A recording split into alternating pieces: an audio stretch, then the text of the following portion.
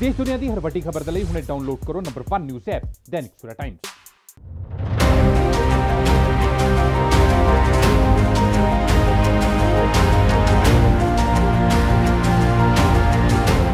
अयोध्या च बनने वाले श्री राम मंदिर नूं लैके देश भर दे विच इन्हां दिनां दे विच जिहड़ा चंदा इकट्ठा किया जा रहा है, पैसे एकत्रित किए जा रहे हैं, तो लोगों के सहयोग नाल ये जिहड़ा राम मंदिर जिहड़ा भव्य राम मंदिर है वो बनाया जाना है। तो उस नूं लैके अज चंडीगढ़ दे विच भी तुसीं वेख सकते हो कि अज मुस्लिम समुदाय वालों भी जिहड़ा अज जिहड़ा राम मंदिर दे लई अपनी जिहड़ा योगदान दिता जा रहा है। तस्वीरां तुसीं वेख सकते हो चंडीगढ़ के सैक्टर 16 की तस्वीरां जिथे मुस्लिम समुदाय वालों भी जिहड़ा अज जिहड़ा पैसा इकट्ठा किया जा रहा है।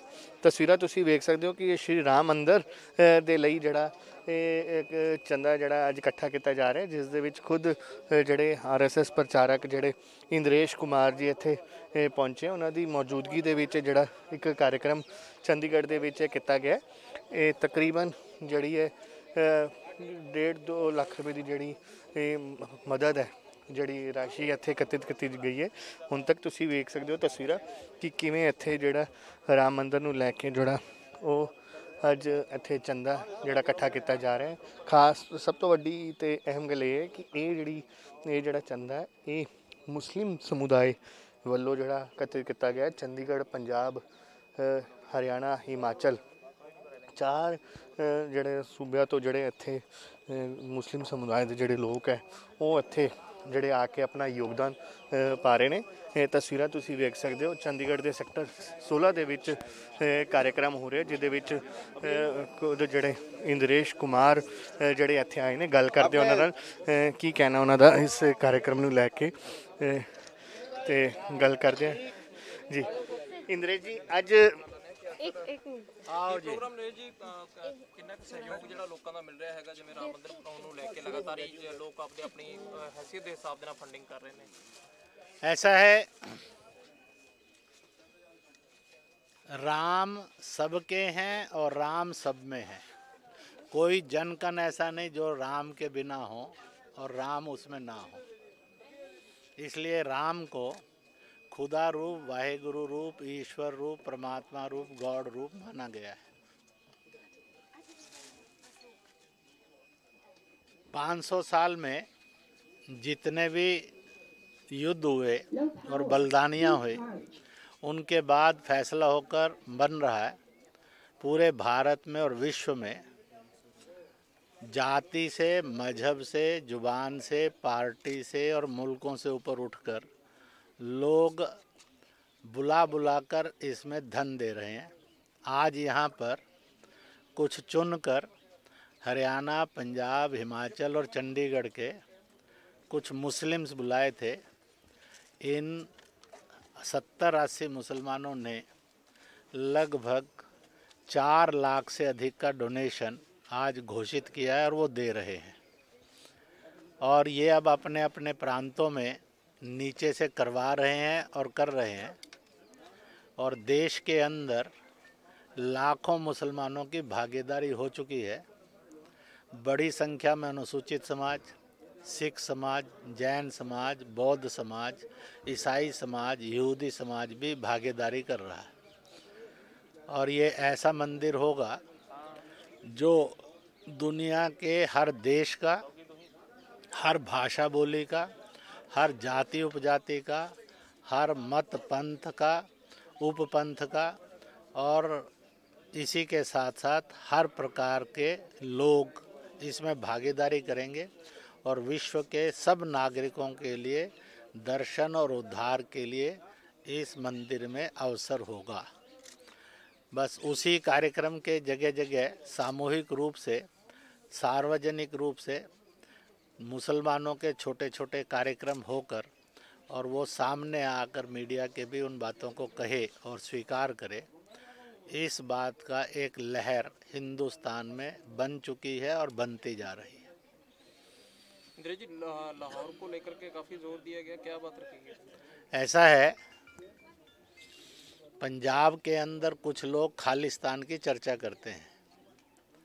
मैंने उनको कहा था खालसा और खालिस यह सिक्खी का बहुत पवित्र शब्द है। इसको हल्का नहीं करना चाहिए। फिर खालिस्तान की चर्चा करेंगे तो खालसा का जन्म हुआ। एक बड़ी सभा जब 10वीं पातशाही ने बुलाई थी, कोई कर्नाटक से था, तो कोई गुजरात से था, तो कोई उड़ीसा से था। तो मैंने कहा कि जो 5 पहले सिंह सजे थे उन सब के स्थान उस खालिस्तान में होने चाहिए। दूसरी बात, खालसा के 5 न्यायिक पीठ हैं जिनको तखत साहब कहा जाता है, और इस प्रकार से 5 तखत, चाहे वो नांदेड़ का है, चाहे पटना साहब का है, चाहे कहीं का भी है, वो भी उसमें होने चाहिए। तीसरी बात, 10 गुरुओं के जो जन्म स्थान है जहाँ उनका प्रकाश हुआ, और 10 उनके जहाँ लीला संपन्न हुई, ज्योति ज्योत समाए, वो सारे भी उसमें होने चाहिए। लाहौर को गुरुदा कर आख्या गया है, लंगर आख्या गया है, वो भी होना चाहिए। और इसलिए अभी तो सारा भारत खालिस्तान यानी साफ़ सुथरा एक मोहब्बत का मुल्क है, और सारा खालिस्तान हिंदुस्तान है, सारा हिंदुस्तान खालिस्तान है। अगर उससे कोई बाहर है तो रोज़ की अरदास के वो गुरुद्वारे और तीर्थ हैं जिनको उस अरदास में कहा जाता है। इसलिए मैंने कहा कि अब मौका आ गया है, सिंगो उठो, लाहौर, ननकाना साहब, करतारपुर फिर से अपना हो, इसकी तरफ बढ़ो। यही सचमुच में धर्म की रक्षा का सबसे बड़ा काम है। सन 47 में अंग्रेज ने भारत का क्रूरतापूर्ण षड्यंत्र के अंतर्गत विभाजन किया, पाकिस्तान बना। पाकिस्तान अपनी नियति से टूटकर 71 में पाकिस्तान बांग्लादेश में बदल गया।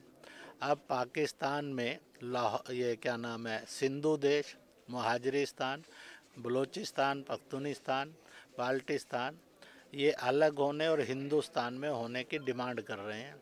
चीन धीरे धीरे अपने रिसोर्सेज और सेना से कब्जा करता जा रहा है, और वहाँ पर पाकिस्तान में खुली बगावत है। इसलिए खबरें यही हैं कि उसकी नीयत और नियति ये लग रही है कि वो आने वाले कुछ वर्षों के अंदर और 3-4 हिस्सों में टूटकर बिखर जाएगा। 47 से पहले पाकिस्तान दुनिया के नक्शे में नहीं था, कुछ वर्षों के बाद शायद नहीं रहेगा, ऐसी नियति बन रही है। इसलिए मैंने आज चर्चा की, और इसलिए चर्चा करते हुए नारा भी लगाया कि भाई POJ के बाल्टिस्तान 47 के विभाजन में भारत में आया था, जिस पर पाकिस्तान का नाजायज कब्जा है, वो खाली करे, हमारा है। एक्साई चीन, मानसरोवर पर चीन का नाजायज कब्जा है, वो खाली करे, हमारा है। We should claim that. ये करना चाहिए और करना उत्तम रहेगा। यह किसी देश के विरुद्ध जंग नहीं है, अपने हक को लेने का रास्ता है, उसका जन जागरण है। ਪਰ ਇੰਦਰੇਸ਼ ਕੁਮਾਰ ਜੀ, ਜਿਵੇਂ ਖਾਲਿਸਤਾਨ ਦੀ ਤੁਸੀਂ ਜਿਹੜੀ ਪਰਿਭਾਸ਼ਾ ਦਿੱਤੀ ਹੈ, ਉਹਨੂੰ ਦੇਖੀਏ ਤਾਂ ਕਿਸਾਨੀ ਅੰਦੋਲਨ ਦੇ ਵਿੱਚ ਤਾਂ ਖਾਲਿਸਤਾਨੀ ਦੇ ਤੌਰ ਤੇ ਇਹ ਦੇਖਿਆ ਗਿਆ ਕਿ ਕਿਤੇ ਨਾ ਕਿਤੇ ਖਾਲਿਸਤਾਨ ਬਹੁਤ ऐसा है कि मैंने ये परिभाषा दी है, उन्होंने दी है कि नहीं दी है, उनसे आप पूछिए। ਨਹੀਂ ਤੁਸੀਂ ਇਸ मैं कह रहा हूँ खालिस्तान की एक उत्तम शुद्ध परिभाषा मैंने दी है, पर क्या खालिस्तानियों की ये परिभाषा है? आप इसका उत्तर दे दीजिए, अगला उत्तर मैं दूंगा। ਨਹੀਂ ਤੁਸੀਂ ਤਾਂ ਉਸੇ मैं क्या कह रहा हूँ कि आप दीजिए ना। ਖੁਦ ਨੂੰ ਠੀਕ ਲੱਗਦੀ ਹੈ नहीं जी, खुद ਨੂੰ ठीक नहीं लगती जी। तुम्हारे में हिम्मत क्यों नहीं है हाँ और ना बोलने की? क्यों नहीं है? दोस्त चिंता मत करो। ਤੇ ਦੂਸਰਾ ਕਿਸਾਨੀ ਅੰਦੋਲਨ ਚੱਲ ਰਿਹਾ, ਕਿਵੇਂ ਦੇਖਦੇ ਹੋ ਉਹਨੂੰ? ਕਿਉਂਕਿ RS ਦਾ ਬੜਾ ਲੋਕ ਦੇਖਦੇ ਨੇ। ऐसा है कि किसान आंदोलन में सरकार ने बहुत स्पष्ट कहा है, इन कानूनों में जो आपको लगता है गलत है उसको हम वार्ता करके सुधारने के लिए तैयार हैं। इसलिए किसान नेताओं से मेरी ये अपील है कि वह संवाद से और एक सोनी वार्ता नाल तर्क संगत गल करन तो इस समस्या का समाधान निकलेगा। और जिद पर अड़कर और गलत रास्ते पर चलकर नुकसान हो रहा है, नुकसान होगा। और जब सरकार तैयार है तो किसान नेताओं को भी इस और कदम बढ़ाने चाहिए। इंद्रेश जी, आपको लगता है कि गुमराह करके, जैसे प्रधानमंत्री बार बार कह रहे हैं कि गुमराह किया जा रहा है किसानों ਨੂੰ ਤੇ ਅੰਦੋਲਨ ਨੂੰ ਜਾਣ ਕੇ ਅੱਗੇ ਵਧਾਉਣ ਦੀ ਕੋਸ਼ਿਸ਼ ਕੀਤੀ ਜਾ ਰਹੀ है? ऐसा है कि इस देश के अंदर सीए के नाम पर भी अराजकता पैदा करने की कोशिश हुई, कोविड-19 के नाम पर भी अराजकता पैदा करने की कोशिश हुई।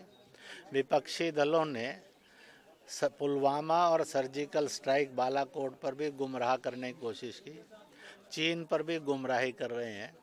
इसलिए इस देश को साफ समझ लेना चाहिए, विपक्षी दल आज झूठ बोलना, गुमराह करना, देश में अराजकता फैलाने का काम कर रहे हैं।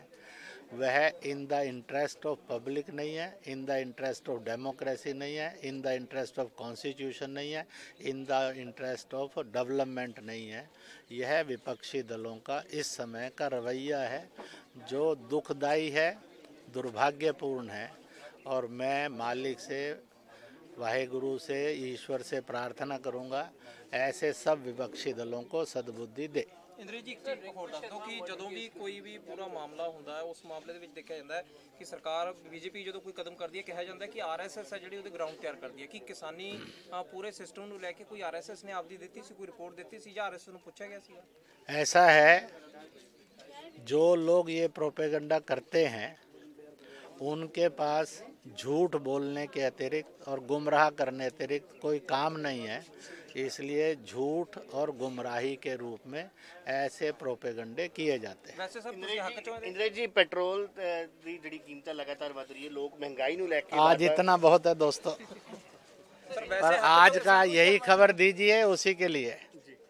अच्छा जी दोस्तों, ਧੰਨਵਾਦ। ਤੁਸੀਂ ਸੁਣਿਆ ਇੰਦਰੇਸ਼ ਕੁਮਾਰ ਜਿਹੜੇ ਕਿ ਦੱਸ ਰਹੇ ਸੀਗੇ ਕਿ ਜਿਨ੍ਹਾਂ ਵੱਲੋਂ ਖਾਲਿਸਤਾਨ ਦੀ ਇੱਕ ਨਵੀਂ ਹੀ ਤੇ ਵੱਖਰੀ ਪਰਿਭਾਸ਼ਾ ਜਿਹੜੀ ਦਿੱਤੀ ਗਈ ਹੈ, ਤੇ ਇਹਨਾਂ ਵੱਲੋਂ ਸਾਫ਼ ਕਿਹਾ ਗਿਆ ਹੈ ਕਿ ਪੂਰੇ ਦੇਸ਼ ਭਰ ਦੇ ਵਿੱਚ ਖਾਲਿਸਤਾਨ ਦੇ ਨਾਲ ਉਸ ਨੂੰ ਜੋੜ ਕੇ ਦੇਖਿਆ ਗਿਆ ਤੇ ਇਹਨਾਂ ਨੇ ਸਾਫ਼ ਕਿਹਾ ਹੈ ਕਿ ਖਾਲਿਸਤਾਨ ਸਿਰਫ ਪੰਜਾਬੀਆਂ ਦੇ ਨਹੀਂ ਬਲਕਿ ਹਰ ਇੱਕ ਉਹ ਚੀਜ਼ ਦੇ ਨਾਲ ਜੁੜਿਆ ਖਾਲਿਸਤਾਨ ਹੈ ਕਿ ਜਿੱਥੇ ਉਹ ਪਾਕਿਸਤਾਨ ਦੇ ਵਿੱਚ ਹੈ, ਭਾਵੇਂ ਉਹ ਗੁਰੂ ਦਾ ਜਿਹੜਾ ਗੁਰੂਆਂ ਦੇ ਜਿਹੜੇ ਜਨਮ ਸਥਾਨ ਉਹ ਵੀ ਖਾਲਿਸਤਾਨ ਦੇ ਵਿੱਚ ਆਉਣੇ ਚਾਹੀਦੇ, ਜਿਹੜੇ ਕਿ ਉਹਨਾਂ ਦੀ ਜਿੱਥੇ ਉਹਨਾਂ ਨੇ ਜੋਤੀ ਜੋਤ ਸਮਾਏ ਨੇ ਉਹ ਵੀ ਜਿਹੜਾ ਸਥਾਨ ਹੈ ਉਹ ਖਾਲਿਸਤਾਨ ਦੇ ਵਿੱਚ ਆਉਣਾ ਚਾਹੀਦਾ।